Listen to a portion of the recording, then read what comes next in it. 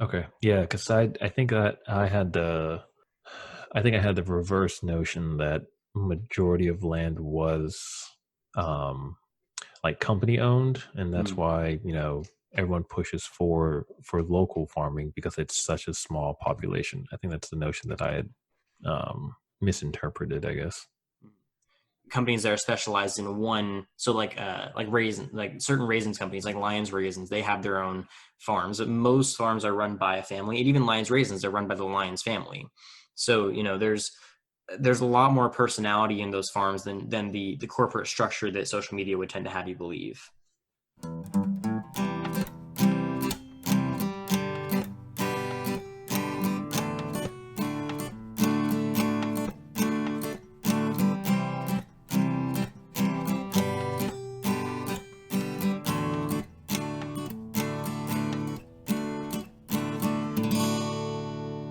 Hello and welcome to Talk Ag to Me, the podcast dedicated to improving ag literacy around the globe. I'm your host, Brandon Black, and in today's episode, we're having yet again another consumer conversation. I actually have another fellow podcasting duo here to help me out with today's episode, and I'm going to let them give themselves a little introduction.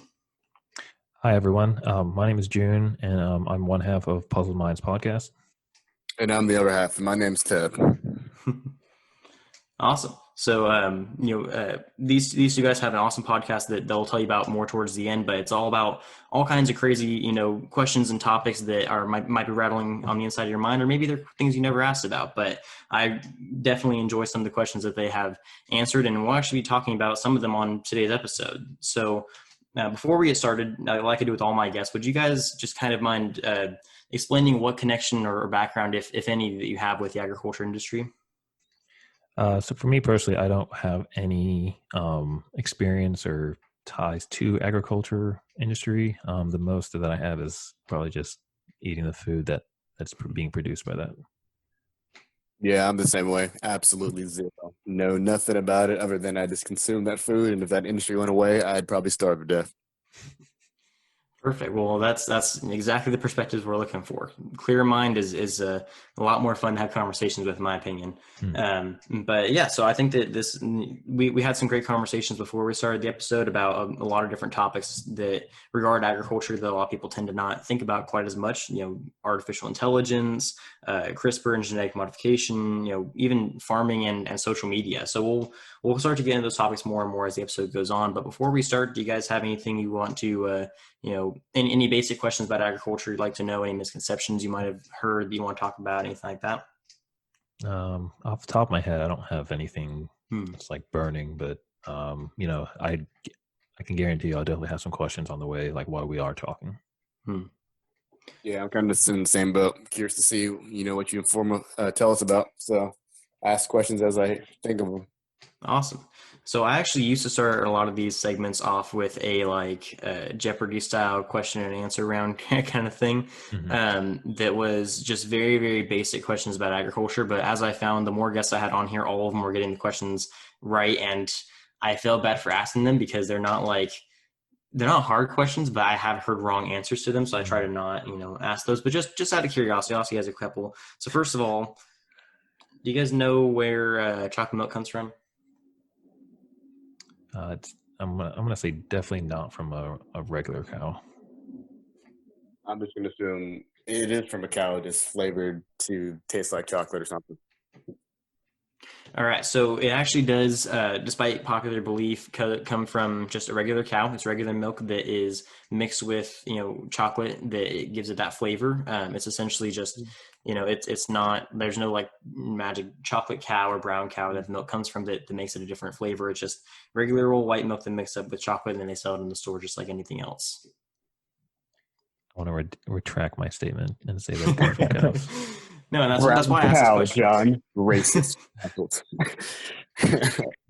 No, and that's the reason I have to ask these questions is because it's important to understand, where your guys' understanding of agriculture is. And that's a good question to ask because not because it's, trying to be demeaning, thinking that, if you think that chocolate milk comes from brown cows, that you're stupid by any means. It's just, we have as we'll get into later, we have a generational gap now of, consumer and farmer.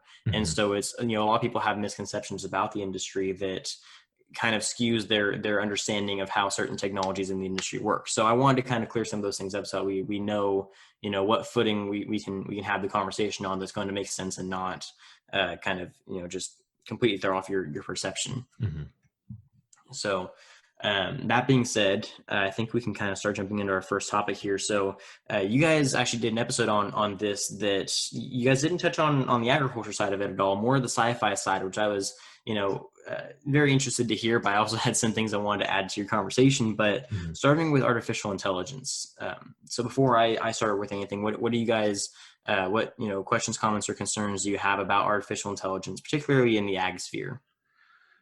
I guess my question is just how we can incorporate artificial intelligence to make agriculture more efficient and I guess more environmentally friendly. Yeah, I would just assume that. I'm wondering if this takes away jobs because I mean, I know like for example, like where my parents live, it's like in farm country, and you see a lot of people that like literally like their livelihood and how they make money and stuff like that is based off them doing it themselves. So if this were to become some sort of automated process, how would that affect them? And you hear about families that have generations of farming in their family. Would that completely eliminate that?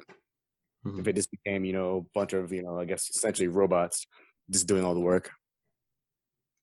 So those are two, excellent points, and I think that it's important to understand what artificial intelligence is being used for currently in agriculture and what the future developments of this technology are going to look like. And the questions you guys asked are questions that farmers are asking themselves every day. Is this technology that we should be incorporating? Is it going to cause a issue for future generations trying to attain jobs in the agriculture industry? Basically, I think where I'd like to start is that with agriculture, technology is constantly advancing. I mean, we started off, with very basic tools, and we evolved into, horse-drawn plows, and then eventually evolved into tractors, and then eventually evolved into now we have automated machines. We have self-driving tractors, we have robotic, assistance when it comes to milking cows and when it comes to spraying, crops and that sort of thing. So technology is adapting so quickly with agriculture that it's often overlooked how much technological advancement we have in our farming practices. We even have drones that are flown remotely, and they can spray on a small radius, or they can monitor a field. They can detect for heat signatures to figure out what the bugs are, so they know where to spray and they don't overspray the field. And there's all kinds of stuff. Yeah, that people are unaware of are actually being used. And from an artificial intelligence standpoint, a lot of that is invested into, like I said earlier, a lot of those robots that are being used for menial tasks, so when we milk dairy cows, we dip their udders in iodine. That way it prevents infection getting into the udder and doesn't hurt the cow. And so that dipping process, we have a robot do that now, because it's just, it's a very menial job. It takes 5 seconds. It's not a whole lot to, to have an entire job, where you pay someone just to do a dipping process would just take forever. And it's just kind of like a waste of money from the farmer's perspective. But to your point, about about jobs being taken by this technology, it is a concern that people need to be considering. But I would counter argue with the idea that as this technology has advanced, as the horse-driven plow was decommissioned and the tractor was replaced by it, and as a tractor is now being turned into the self-driving tractor, new jobs have been created that require those jobs to be replaced. So you might have less jobs than there were before in terms of manual labor, but you might have newer jobs that require maintenance on these machines, or that require a better understanding of like the business side of things, or like there's different. It's not that the jobs are being taken away, so they're being relocated to different positions, and some of them are being upgraded to higher higher advanced positions of intellect than they were before. So, but we've seen that with every industry. As industries get more advanced and more intelligent, the jobs around them have to get more advanced and more intelligent. It's just how we evolve as a society. So I'm wondering, I see what you're saying. Yeah, essentially it's like the jobs aren't being taken away. They're just being recategorized as something else. So rather than being a person that needs to know how to, like you said, use example like horses and stuff like that, we use machines. So I guess my next question is the price point for that industry now going up. So instead of having a horse or manual physically doing the work, you have to buy like a $10,000 machine. Is that something that's changed a lot, where since you're not physically doing it now, you have to have all these machines to I guess essentially become a farmer. And a farmer, as much as most people think maybe farming is the job that is relatively cheap, it doesn't sound cheap at all now, because you have to have all these equipment. I see these fields outside my parents' house, have like these massive machines that have like giant rakes that are going over like miles and miles of land. But like I look at the machine, I'm like, that thing has to cost at least like $20,000. So I'm wondering, surprised. Sorry, how to afford stuff like that. Yeah, you'd be surprised how expensive some of these machines can get. And to your point, yeah, agriculture is getting more and more expensive. I think that proportionally, for comparing it to older technology and the time period, I think that it might not be as bad as everyone thinks. So that tractor you're talking about, I would venture to say it's going to be more than $20,000. Like there are some tractors today that are sold for millions of dollars, and it's incredibly expensive to become a farmer. And like you said, people think that farming is an easy or there's a cheap job, and people just kind of get into it as a hobby kind of thing. To be a farmer is considered a livelihood for a reason. It's a massive financial investment, and a lot of people tend to think that farmers are incredibly rich and that's how they can afford all of it. Farmers tend to be fairly wealthy, but they're wealthy from the sense that they have a lot of that money tied into capital. They don't have it tied into just, loose cash that they can go spend wherever they want. They have a lot of money because all that money is in their tractors and in their land and in their animals and in their crops.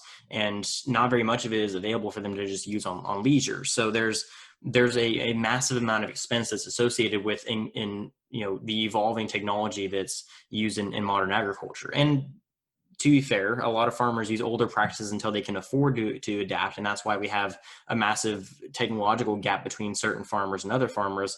And it's mostly because of price-driven issues. Some of it is because, older generation farmers tend to not want to adapt as much as younger generation farmers do. But a lot of it has to do with price. Yeah, so I was going to ask you that, like, what is I don't want to say hesitancy to adapt to, to newer technology, but I guess you said it was due to price. Mm-hmm. Price is a big contributing factor. And like I said before, the average age of the American farmer is about 58 years old. They're getting older too. It used to be 56 a couple years ago. And the biggest problem with that is that we're not having newer generations of farmers take over the practice. And so we have a lot of technological innovation and development, but because a lot of these older farmers aren't willing to learn how to use the technology, it's not being used. And so the price isn't being driven down by the market. Mm-hmm. So I think what's going to end up happening over the next few years is that over time, we are going to get more, newer, younger generation of farmers. It's going to take maybe 10 years. It's hard to say, but I think that we are going to eventually see a new generation of farmers show up. And as they get into it, they're going to find ways of, farming on the side and doing another job until they can afford some of that equipment, which is very difficult to do. They usually have to take out loans from farm credit systems and then get the equipment and pay it back over time. But if they can do that over time, just like with anything, if they just, regulate the market on that new technology by, everyone using it, then it should lower the price of the technology, because the supply and demand, and then that technology will be less bank breaking. But because of right now, so we have so many old farmers that don't want to move on, or they can't afford to move on to new technology. It's just, there's so little of it that the price is through the roof for it right now. So what is the newest technology? Are you familiar with what it is? The technology, every year they have new technology coming out. It's constantly adapting. And we have in my hometown of Tulare, California, we have what's called the World Ag Expo. It's this massive show where they have all kinds of farming and agricultural science technology companies show up for this huge, week-long exhibition. That's basically just a way of science and tech companies showing off all of the new tech that they're trying to sell off to the farmers. And so we see all kinds of weird and crazy stuff there. Like I saw an electric forklift there last year, which didn't even think that was possible, but they're making it happen. Mm-hmm. We're seeing, artificially intelligent drones. They don't have to even be remote controlled anymore. We're starting to see robotic milkers instead of just robotic dippers. We're starting to see all kinds of new technology. Solar panels are being incorporated in ways they weren't being used before. There's new irrigation systems that are trying to adapt to the California drought. Like it's difficult to say that we have a new technology of today, because there's just so much new technology, and it's like exponentially growing in the amount and in the quality. So you had mentioned like the drought or the irrigation system. Can you explain that a little bit more? Yeah, so for anyone who wasn't aware, California went through a very serious series of droughts, and people argue that we're still in the drought, or that we're not completely out of it, or that we're out of it but it's going to come back. There's a lot of evidence to suggest that we're in a severely difficult water position right now, and a lot of it is due to the fact that we don't have the infrastructure to support the water storage that we need to maintain our agricultural land. But that's a whole separate issue.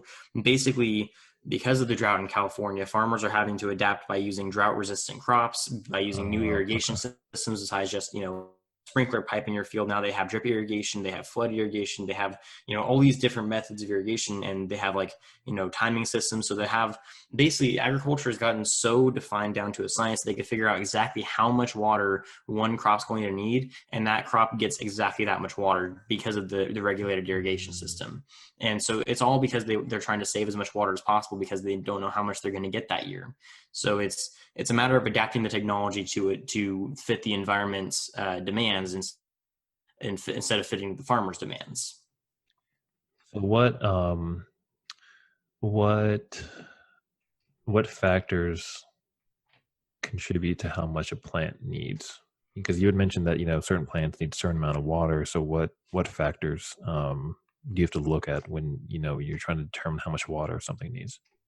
A lot of it has to do with what species the plant is. So let's say we have an orange tree versus a walnut tree. They're going to require different amounts of water just because it's an orange versus a walnut. The size of the plant is taken into consideration. The soil health is taken into consideration. The nutrient content of that plant is taken into consideration. It could even be the variety. You could have, you could have two orange trees next to each other, but one's a Valencia orange and one's a navel orange, and they could require different amounts of water. It could be age. It could be, the health of that tree. It could be the environment and the climate around that tree. If they're in a hot environment versus a cold environment. I mean, there's so many factors that contribute to how much water they need, but by running certain tests on the tree, on the soil, on the climate around it, there's a lot of scientists that actually run these tests for the farmers and get the information back to them. They could figure out about how much water would be a healthy amount for a tree that age, in that environment, in that soil, in that climate, that would be able to manage all these pests around it and having all these issues going on with it. Like, they need this much water, and they can designate that much water to that tree. Okay, that makes sense. So, is there anything else you guys want to know on the technology front? Off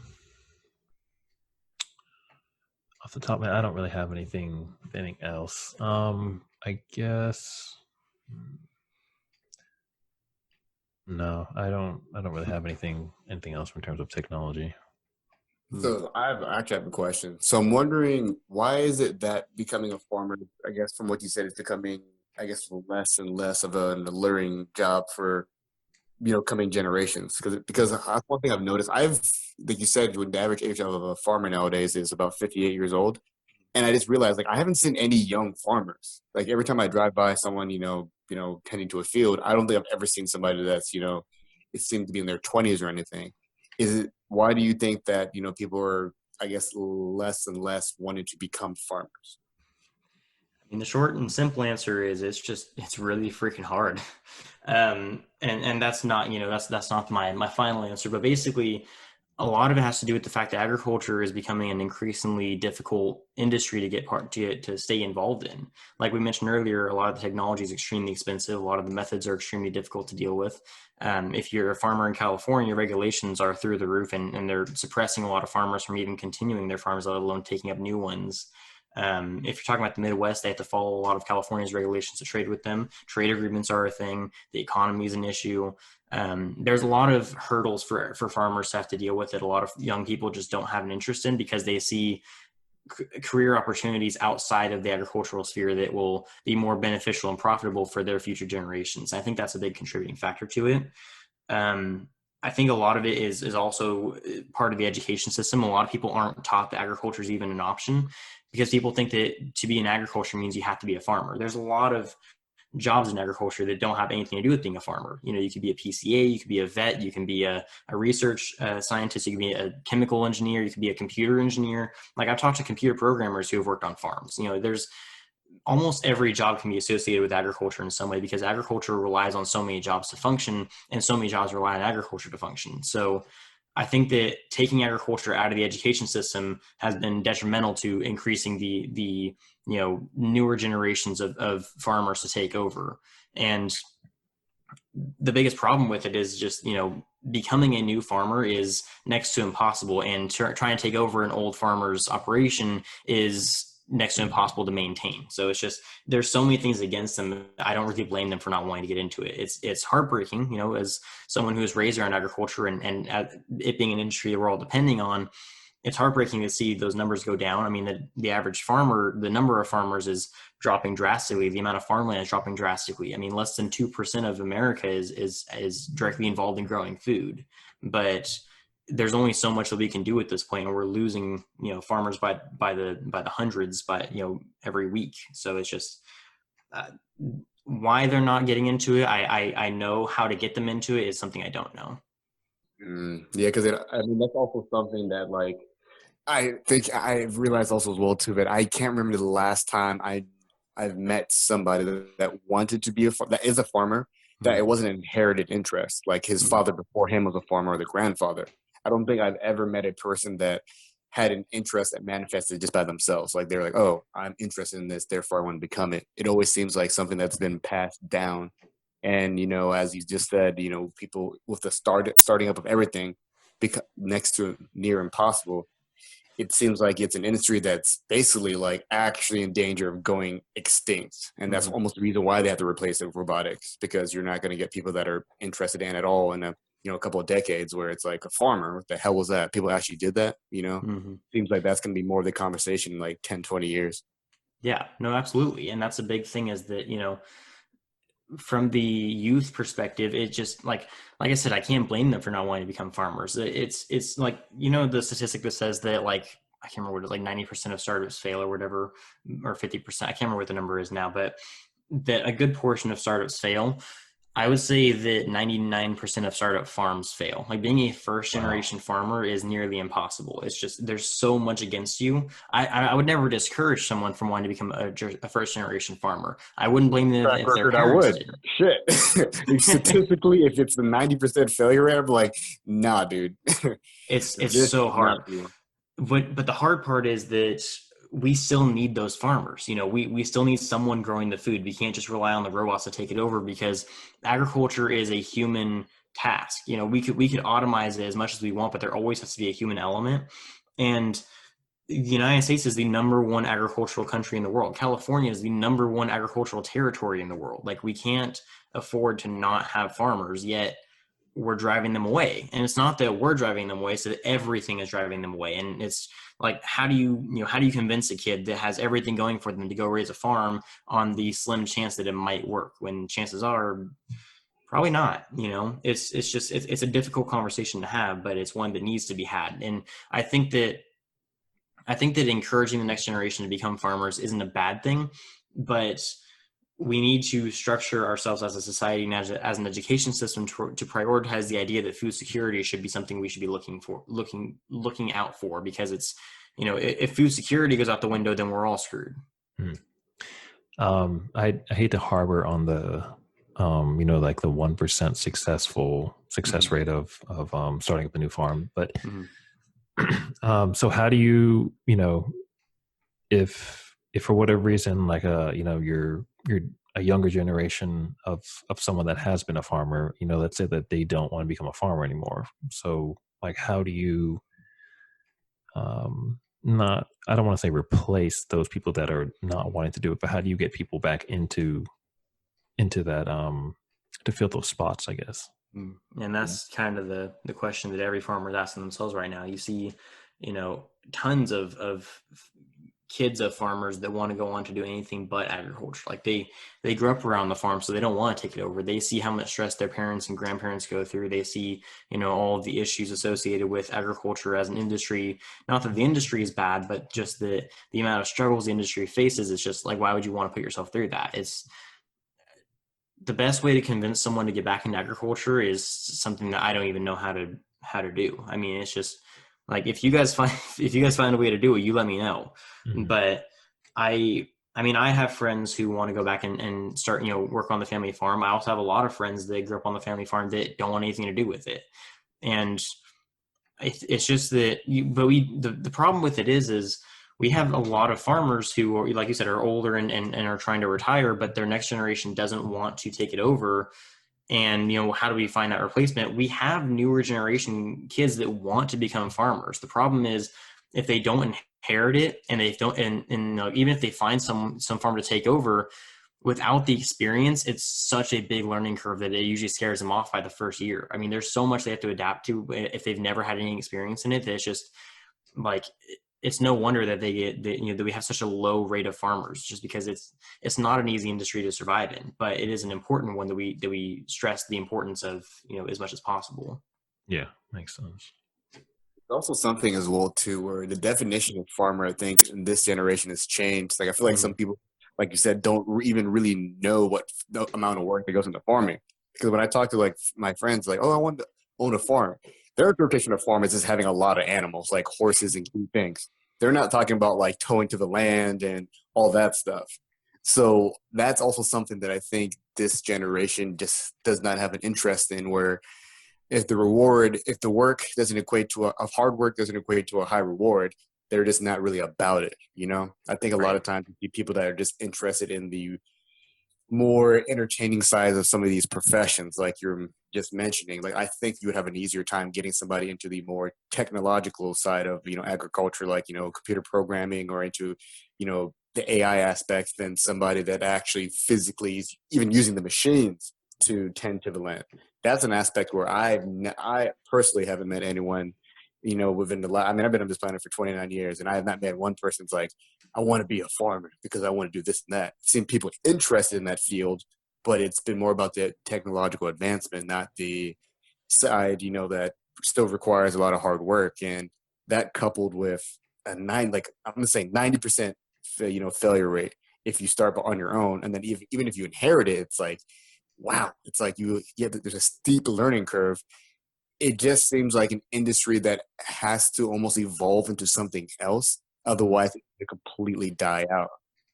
Yeah. And let me just stress, for the fact that I don't know the exact number. I just said 90 or 99% failure rate, just because it's an extremely high failure rate. I'm not going to say that nobody can be a first generation farmer, because I don't believe that. I think that people can make it work. 50 is insane. Like, even if it's not 90 or 99, like, even if it's 70 or 60, that's ridiculous. If it's over half is resulting in failure, that is absurd. I think there are very few professions that can even, rep that kind of title. Right. And yeah, like I said, it's not that I think that people shouldn't pursue agriculture. I just think that if they are, good luck to them. And I want them to. I think that we need new farmers. It's just that there's so many things that are against them in that industry, that if we could incorporate a way to, help them, if we could structure a way to have, less of an entry fee to get into agriculture, then I would definitely encourage that. But it's just, that just doesn't seem to be in the cards for them. And like, those jobs are important. The non-farming jobs, the ag tech jobs, the engineering, the computer science, all that kind of stuff. Those jobs are incredibly important. I would encourage anyone to go into those jobs as well. But somebody needs to be replacing this generation of farmers, and it's just not really clear what that's going to look like over the next few years. So that being said, on that light note, do you guys have anything else on the tech side of things, on the, ag generations thing? We can kind of move on to the next item on the agenda if you guys are good. Yeah, I think I don't really have any other questions with technology as of right now. Yeah, let's definitely move on and get on a more happier note than do it. So I think that the next thing on the agenda was you want to talk about local versus factory farming. Is that right? Yeah, yeah, Okay. that'd be great. So just in general, what's the difference, or what were you liking to learn? Um, I've heard a few podcast episodes about farmers pushing more towards um, like local farming versus factory farming. And I think when I mentioned when I talked to you in some messages, I think I'd mentioned something about like horrible living conditions with factory farming, and I'm not sure if that was a misconception on my part or if that's correct. I'm not sure exactly like what the notion is with that. So I would just say that, for the record, I would say yes, that is considered a misconception. I think the biggest misconception about local versus factory farming is that people don't understand what factory farming means. I don't think that they realize that factory farming basically doesn't exist. There's not really much of a thing that is considered factory farming. A lot of people think of food production as an assembly line. You have like your chickens all going down a conveyor belt and their eggs fall out, and then they get their head cut off, and then now they're part of a chicken dinner or whatever. Like there's not an assembly line for factory. Like there's not a factory process to agriculture like there is for the automotive industry, for example. So I Mhm. think that's a big misconception, is that people think that local versus factory. You should go local. That way these animals and these people aren't put to harsh conditions working on the assembly line kind of thing. When really that's just not how agriculture really works. I mean, and on that same note, people often say support the family farms, don't support these big corporate farms. Well, about 98% of farms are family run. Even corporate farms are family run. There's corporate farm just talks about the size of the farm, not who runs it. So there's very, very few farms that are actually run by companies. A massive, massive, massive majority of farms are run by families. So just to kind of clear up those misconceptions before we move on. Okay, yeah, because I think that I think I had the reverse notion that majority of land was um like company owned, and that's Mm. why everyone pushes for local farming because it's such a small population. I think that's the notion that I had misinterpreted, I guess. Which is a fair misinterpretation. I've heard a lot of people make that same mistake, and it's not something that you know, I don't shun people for not knowing that kind of thing, because that's all you hear about is, you see these videos of these massive factories where a cow is getting pushed along the line until it's like squeezed dry of milk, and then it gets chopped up into a steak or whatever. Like they're all these like terrible looking things, when really that's just like, if you go to pretty much any farm, you'll see that their conditions are very clean, and the animals are well taken care of, the crops are well taken care of. There's not really much of a factory process to it. They're mostly out in the open. There are some operations that have to be confined into closed areas, but that's more for biosecurity reasons more than anything. It's not really to hide what they're doing. It's just because they don't want those animals to get sick. And so there's reasons for that. But most farms across the United States, at least, are, and really in other parts of the world as well, are run by families, and they are running with a commercial purpose of functioning as if they are their own company, but they're not a massive corporate. Like McDonald's doesn't own a bunch of farms. McDonald's buys their meat from a slaughterhouse. They got their meat from a farm. So it's like, there aren't that many companies that own massive farms, besides like companies that are specialized in one. So like raisin, like certain raisins companies like Lions Raisins, they have their own farms. Most farms are run by a family, and even Lions Raisins, they're run by the Lions family. So there's a lot more personality in those farms than the corporate structure that social media would tend to have you believe. So I guess one of my questions that comes up now is there like what is the reason why people, or not people, but there are videos of circulating around the internet that certain companies, I guess quote companies, are having these like chickens, for instance, like they're in like play not playpens, they're in chicken coops and pens on top of each other. Like what is the purpose of them doing that then? I think that And I don't know for sure. Yeah. I'll say right now that I'm not, fully certain on why this happens. I think that some of it is fear mongering. Hmm. There are some organizations. I'm just going to be straight up. I have a full transparency policy with my podcast. I don't hide any of my opinions just because I don't think that's intellectually honest. But I personally believe there are some organizations out there that are against agriculture, that are against animal agriculture, particularly that are against the continuance of the rural lifestyle for reasons unknown, that will post propaganda like that purely just because they want to, without with little to no evidence supporting it. Um, to say that there's no examples of that existing anywhere in the world, I'm not sure. I'm sure that there are examples that what those videos show is somewhat accurate somewhere in the world, but for the massive majority of farms, I've been on quite a few farms, I haven't seen anything even close to what those videos represent. So I Hmm. think some of it is fear mongering.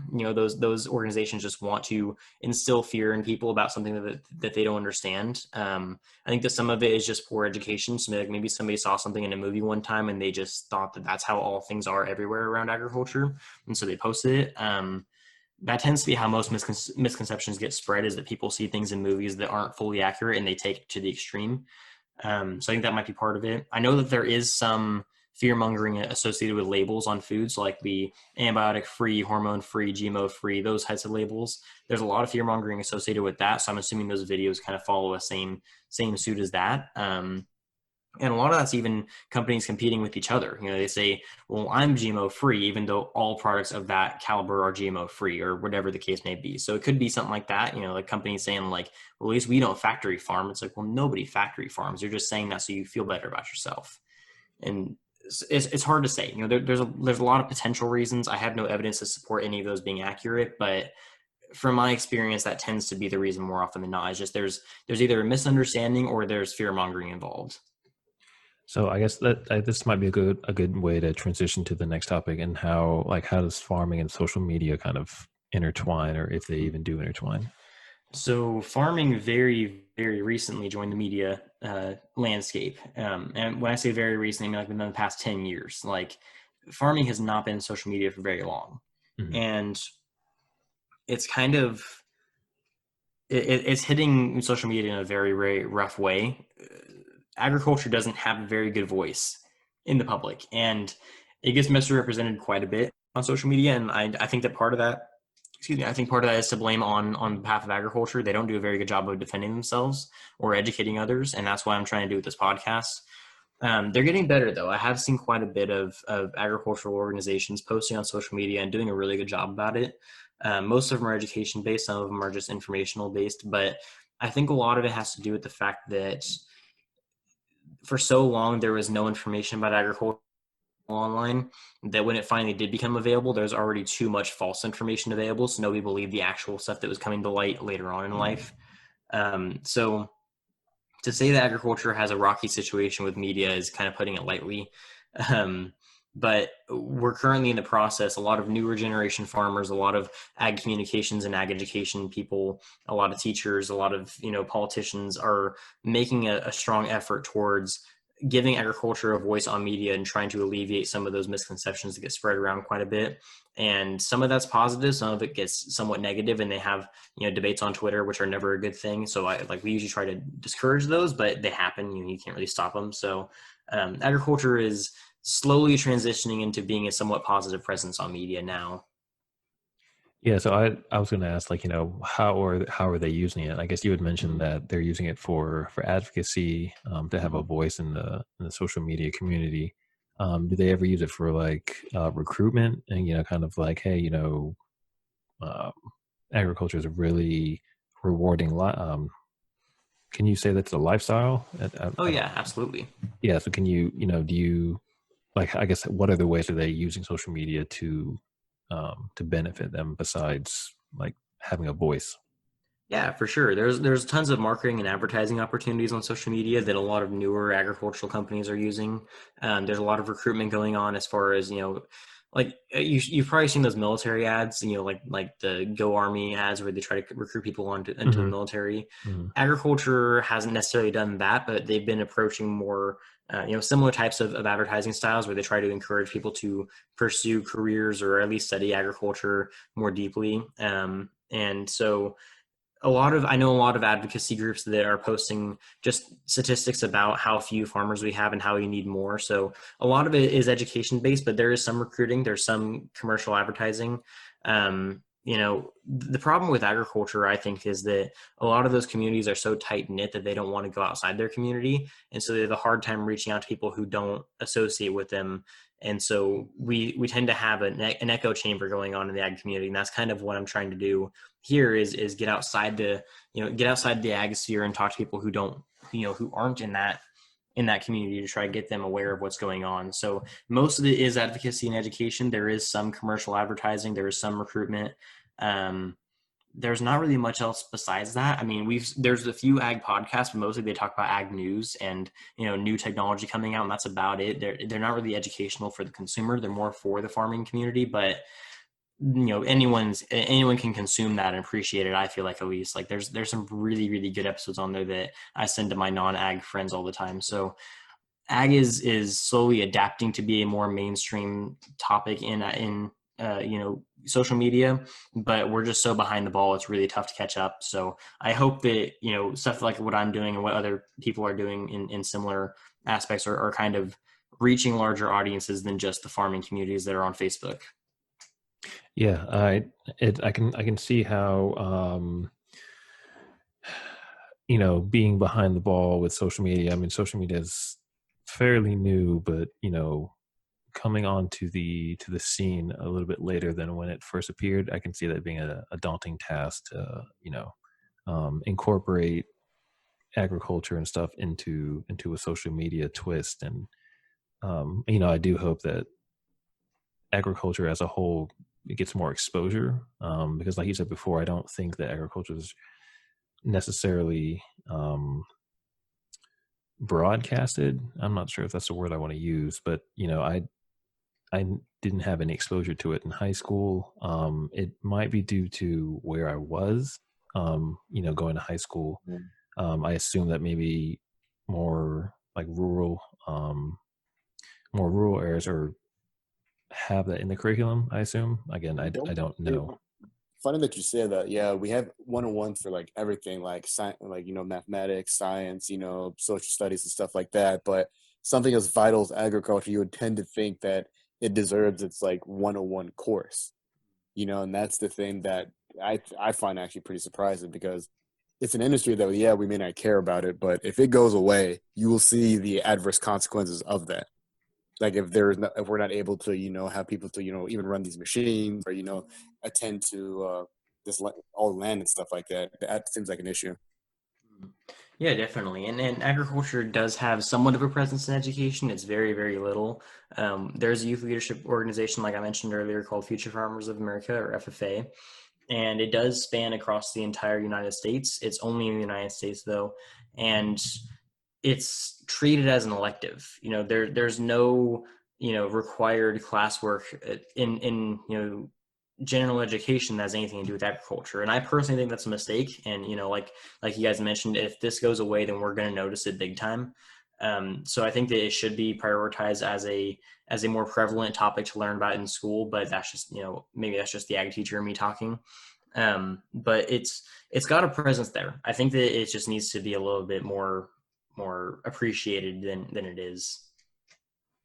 Oh yeah. I 100% agree with you. Yeah, me too. So, all right. Well, you guys have anything else for me? No, man, you've kind of covered like everything, dude. That was incredible. Like I honestly came in here like not knowing anything, and I'm leaving with actually knowing quite a bit, because I've always known that agriculture was important, but I guess since I'm not seeing the effects of its lack of its presence, that I've never really thought about it. But the way you broke it down to explain, like that it's a very vital thing right now, and it's slowly dying before our eyes. We don't realize it. I mean, it's something that I definitely think, well, when people bring up a conversation, I would definitely defend it, now versus before. Yeah, I think I'm the same way too. I assume that the the agriculture community was a big yet tight knit community, but through this conversation and just through this conversation, you can see that it's not to me at least, it's not as big as I thought it was. And so advocacy for this community and stuff like that, I think, is a vital part that isn't vocalized as much, which it should be. Well, I'm glad you guys took those reactions away. And like I said at the beginning, I've never advocated for anyone to, be outright spokesman for agriculture. I think that anything does help, but I think that more importantly than anything, people just need to be aware of what's going on. And when I have these conversations, I don't have them with the intention of people, going and voting on things in favor of agriculture, going and making purchasing decisions in favor of agriculture. But if they're at least more educated on why those decisions are important and what impact they might have, then I think my job there is done, kind of thing. So like I said, I don't think that, like as much as I appreciate you guys saying that you would stand up for agriculture and advocate for it more, I wouldn't ask you guys to go out of your way to do that. If you do it, awesome. I definitely appreciate that. But it's always just, having these conversations and getting the word out there, I think, is more important than anything because, like we discussed earlier, this is our food we're talking about. This is arguably the most important thing that we need to be focusing on. And if we're not prioritizing food, then what can we prioritize at that point? At least in my opinion. Yeah. So maybe the way to put it is, I'm glad that we had this conversation then. Mm-hmm. More so just because you said that, being aware of the problems as well as the stuff that goes on in agriculture. Like I said, for me personally, I don't have any exposure to that. I mean, I could if I actually looked into it, but personally, that's not an interest of mine. Mm-hmm. And so, having these conversations does enlighten those issues, as well as, making light of them. Because, again, if we didn't have this conversation, then I would have never known, the trials and tribulations, I guess. I'm not sure if that's the word that we want to use, but of farming. Mm-hmm. And yeah. I'm glad that that we had this conversation because, again, I'm more informed in these topics when I'm trying to, decipher like what's going on in agriculture. Yeah, definitely. And there's so much to learn about when it comes to agriculture. Like, I don't expect you guys to be, experts on the subject by any means, or I hope that, anything I said that you guys could take away from it with a positive outlook. And I know that today's episode went a little bit more on the kind of, somber side of things. I didn't mean for that to happen, but it's important to have these conversations, I feel like. And so I'm glad that you guys were at least interested in what I was saying, even if it, I hope that it resonated with you to a degree that you're able to take away from it an understanding and appreciation of where your food comes from. And, like I said, there's so much to learn. There's so much to talk about. We could do, 1,000 episodes on all the things that there is in agriculture and still not even touch the surface of it. I mean, that's what I'm doing with my podcast right now. And like I said, I just moved into my new apartment with my roommates, and I have 2 roommates that grew up on a dairy, and they ask me questions about ag all the time that they didn't know about. There's just so much to learn. So, any questions I can answer, I'm more than happy to do so, as long as you guys are interested in having the conversation in the first place. That's, that's my number one goal. Yeah, definitely. If I do, or, if Tad or I do have questions for agriculture in the future, then I think, we'll definitely be in touch in terms of trying to be more educated about whatever we do have to learn. Definitely. Well, I definitely appreciate you guys making the time to be on this episode. And, I like already said, if you guys have any more questions or if you want to come back on a follow-up episode, I'd be more than happy to have you on here. Before we close out here, I want to give you guys the opportunity to plug your own podcast and talk about any other plugs you want to give, or anything else you guys want to share with our audience. Okay, cool. Thank you. Yeah. So like I said in the beginning, that we are Puzzled Minds Podcast. I don't know why that blended together. And our motto is that we help piece together those 2 a.m. thoughts. So we go through the alphabet, pick a letter, and it's not in chronological order, or not chronological. I guess it's not the way of the alphabet. So we don't go from A to B to C. We go from A to F to Q to Z, like whatever topic that we do. Last one that we did is simulation theory, and if we are in really one.